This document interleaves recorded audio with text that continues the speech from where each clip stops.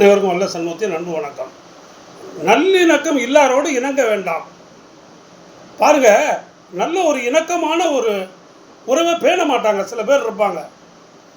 அவங்க பார்த்தீங்கன்னாக்க அது என்னன்னு சொல்ற நயவஞ்சகம், அடுத்து கெடுத்தல், நம்பிக்கை மோசடி, இதில் எல்லாம் சேர்ந்தவங்க தான் நல்லிணக்கம் இல்லாதவங்க. அவங்கள போய் சில பேர் நம்புவாங்க. நல்லா சொல்லியிருப்பான், பெண்ணுக்கு கல்யாணம் அங்கே எங்கேயோ கேட்டு பார்த்து, நீ வா 5 லட்சம் இல்லை உனக்கு தரேன், நீ முகூர்த்த தேதியை வை அப்படின்னு ஒரு சொல்லியிருப்பாங்க.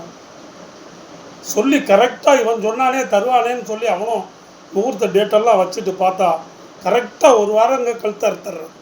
ஐயோ எனக்கு அப்படி அதில் நட்டமாகி போச்சு, வர வேண்டியது வரல, அது வந்தால் தரலான் இருந்தால் போயிட்டான். அந்த இணக்கம், அந்த இணக்கத்தை கெடுத்துறது.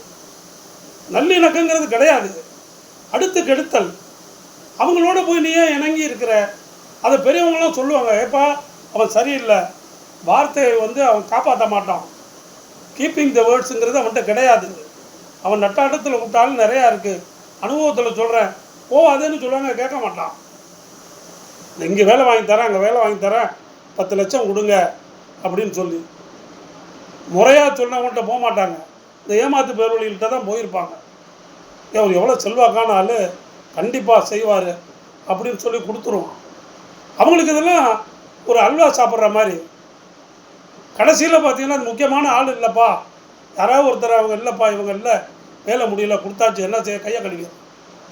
நல்ல இணக்கமே கிடையாது, இணங்கி வரமாட்டாங்க, ஏமாத்துறதே அவங்க வேலை. இந்த மாதிரி ஆளுகள்கிட்ட உஜாராக இருக்கணும். நல்ல இணக்கம் இல்லைங்கும் போது உங்களுக்கும் அந்த ஒரு அட்டாச்மெண்ட், அந்த உறவு இல்லைங்கும் போது அவங்களையே போய் நீங்கள் தேர்ட் பார்ட்டியை நம்பி ஏமாறுறீங்க. அதுக்கு தான் முன்னோர்கள் இதெல்லாம் சொல்லியிருக்காங்க. அவன் நல்லிணக்கமே இருக்காது, அவன் கூட சேர்ந்துட்டு நீங்கள் உங்கள் பொருள்களில் எல்லாம் மன நிம்மதி, சந்தோஷம், சமாதானம் எல்லாத்தையுமே இழக்க வேண்டியது தான்.